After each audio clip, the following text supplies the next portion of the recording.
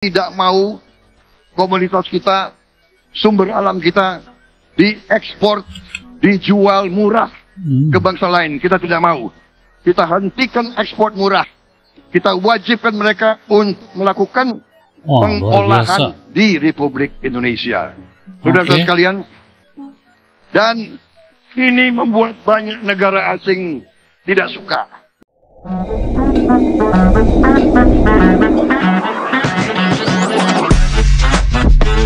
Yo, kumaha damang, salam silaturahmi good people. Ojo lali di subscribe yo channelku. Assalamualaikum guys, kumaha damang, sampurasun, sareng beda jeng sumping ke channel Abdi. Selamat berpuasa buat teman-teman yang berpuasa dan tetap semangat guys. Hari ini kita akan nonton satu video di mana DPR Malaysia marah besar. Jadi kenapa nih guys? Ada apa dalam video ini? Kita akan sama-sama nonton guys ya. Ojo lali di subscribe channelku good people.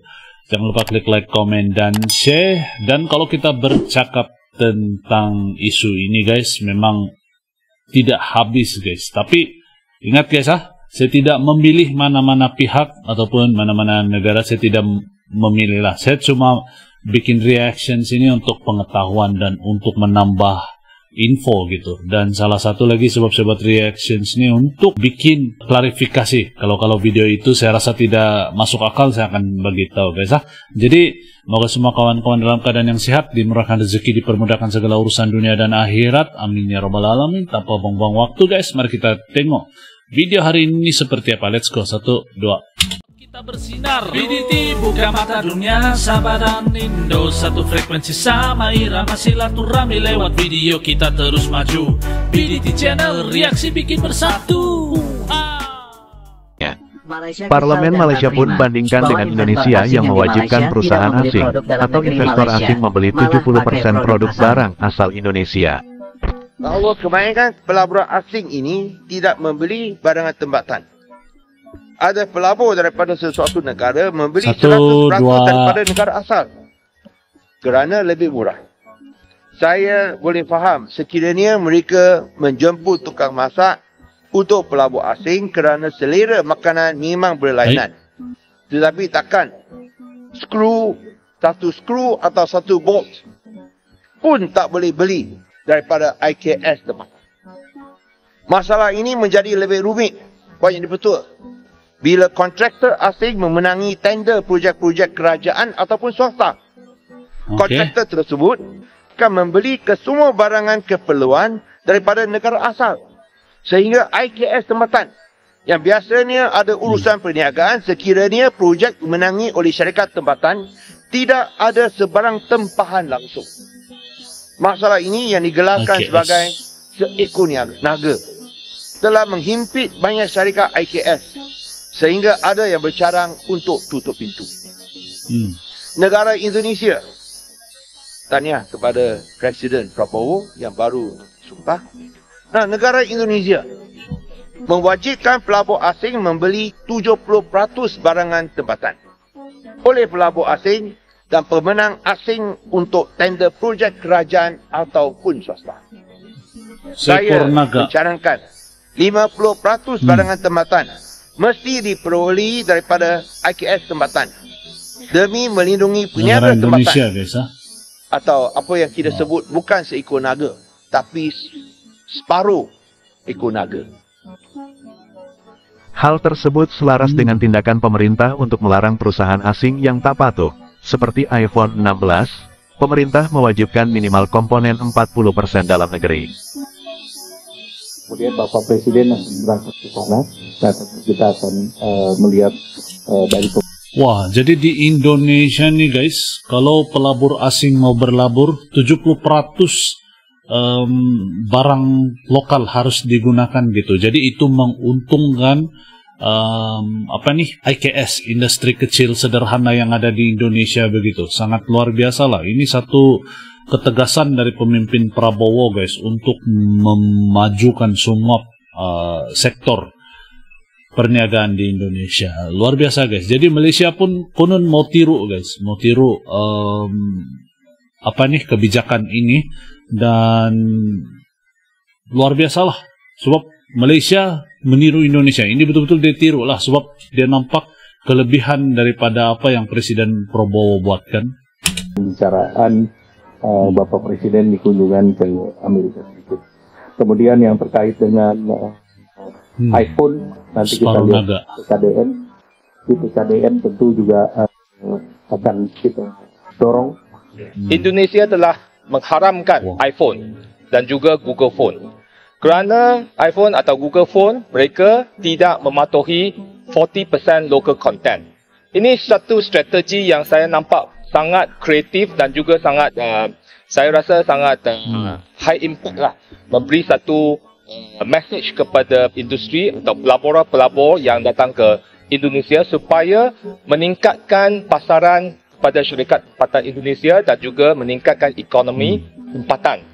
Jadi saya dah tanya bahawa adakah kerajaan mempunyai program-program tertentu untuk memastikan bahawa foreign direct investment yang masuk ke Malaysia itu mereka diperkenalkan for local content, certain percentage local content. Apple mau bangun pabrik di Bandung, tapi masih belum cukup buat bikin iPhone 16 bisa dijual. Jadi gini guys, Apple baru aja menawarkan investasi tambahan ke Indonesia sebesar 10 juta US dollar atau 158 miliar. Investasi ini rencananya buat ngebangun pabrik di Bandung yang nantinya bakal produksi aksesori dan komponen gadget Apple. Investasi ini bukan tanpa alasan, tapi ini tuh upaya dari Apple biar larangan penjualan iPhone 16 di Indonesia bisa dicabut.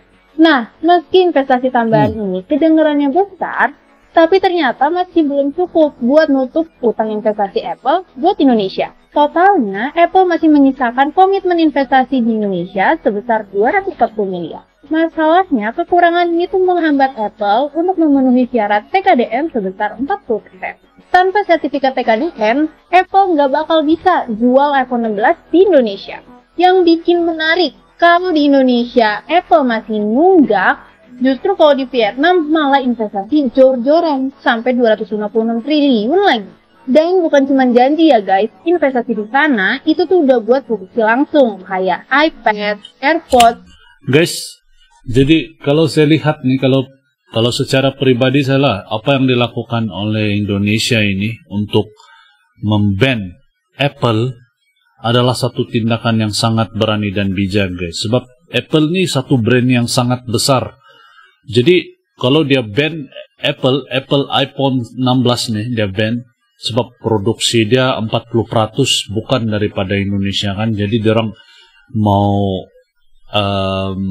Apple ini untuk berkontribusi lebih dulu, baru orang kasih benar untuk, ataupun baru Indonesia benarkan untuk berjualan di sana. Jadi bagi saya ini sangat kreatif dan sangat menguntungkan lah. Mana negara lain guys yang di dunia yang berani, yang setanding berani dengan Indonesia. Selain Indonesia guys, apalagi yang ban Apple iPhone 16 guys.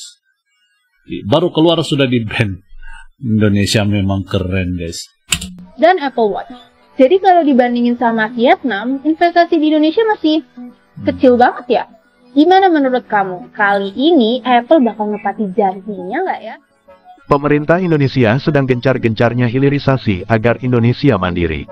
Dan Indonesia baru-baru ini mendapatkan investasi besar dari China. Perusahaan China yang kita kenal selalu patuh dengan regulasi Indonesia dan tidak pelit teknologi. Presiden Prabowo Subianto mengawali kunjungannya ke China dengan bertemu sejumlah pejabat tinggi, termasuk Presiden Xi Jinping, Perdana Menteri Li Qiang, dan juga Ketua Kongres Rakyat Nasional Zhou Leji. Dalam pertemuan ini, Prabowo memperkuat hubungan bilateral antara Indonesia dan juga China, dengan fokus pada peningkatan kerjasama ekonomi, bisnis, dan juga politik luar negeri. Kunjungan Prabowo ke China ini menghasilkan investasi yang besar senilai 10,07 miliar US dollar atau sekitar 157,64 triliun rupiah. Diketahui investasi ini melibatkan kerjasama di bidang ketahanan pangan, energi, hilirisasi komoditas, serta kemajuan sains dan juga teknologi yang sejalan dengan program prioritas pemerintah Indonesia. Dalam kunjungan ini, Indonesia dan China menandatangani 7 kesepakatan bilateral yang mencakup beberapa sektor penting, yaitu protokol persyaratan fitosanitari untuk ekspor buah kelapa segar dari Indonesia ke China, pedoman kerja teknis untuk mempromosikan perikanan tangkap berkelanjutan, memorandum saling pengertian tentang penguatan kerjasama ekonomi biru, memorandum saling pengertian tentang kerjasama sumber daya mineral, memorandum saling pengertian tentang kerjasama mineral hijau, memorandum saling pengertian tentang kerjasama bidang sumber daya air, dan yang terakhir memorandum saling pengertian tentang kerjasama penilaian kesesuaian. Sebagai bagian dari kunjungan, pemerintah China juga sepakat untuk mendukung pendanaan program makan bergizi gratis di Indonesia melalui Food Supplementation and School Feeding Program, dan program ini bertujuan untuk meningkatkan kualitas gizi dari anak-anak Indonesia yang terinspirasi dari program serupa yang sudah dilaksanakan di China. Kita tidak mau komoditas kita, sumber alam kita diekspor, dijual murah ke bangsa lain. Kita tidak mau. Kita hentikan ekspor murah. Kita wajibkan mereka untuk melakukan pengolahan di Republik Indonesia. Saudara-saudara sekalian, dan ini membuat banyak negara asing tidak suka. Kita mau diboikot, tapi kita tidak gentar. Kalau tanpa hilirisasi, tidak mungkin kita menjadi negara makmur. Sebagai contoh, 1 kilang minyak di Jepang. 1 kilang minyak di Jepang, limbahnya diolah oleh 40 perusahaan. 40 perusahaan. Kemudian, hasil 40 perusahaan itu digunakan oleh 40.000 pabrik, 40.000 perusahaan. Bayangkan, kalau kita punya pengolahan di Indonesia, nikel, smelter di Indonesia, boksit, semua smelter di Indonesia, semuanya kita bisa bayangkan berapa ratus ribu pabrik, berapa ratus ribu perusahaan akan dibuat di Indonesia. Ini pekerjaan untuk saudara-saudara sekalian, untuk mahasiswa-mahasiswa, untuk anak-anak kita semua. Jadi melalui video ini saya konklusikan bahwa Indonesia itu satu negara yang sangat berani dan bijak, guys. Sampaikan Malaysia mau tiru kebijakan daripada Indonesia. Kalian sendiri lihat di dalam video ini. Ini bukan hoax dan bukan dibikin-bikin.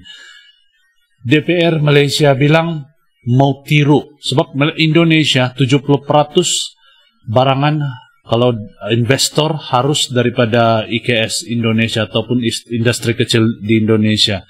Tapi kalau di Malaysia mau ikut 50%, guys. Dia kurang 20%. Bayangkan kebijakan ini betul-betul bagi saya satu tindakan yang bagus untuk rakyat Indonesia. Dan kalau hilirisasi terus dilakukan, memang betul apa yang dikatakan Bapak Prabowo itu. Peluang pekerjaan yang banyak akan wujud, guys. Tetapi harus difahami, bukan hilirisasi dilakukan tahun ini terus terjadi, guys. Mengambil sedikit masa, tapi apabila masa dia sampai, Indonesia akan mendapat hasil, guys. Itu yang pasti. Nah, sampai di sini dulu video saya kali ini dan pendapat saya pribadi, guys.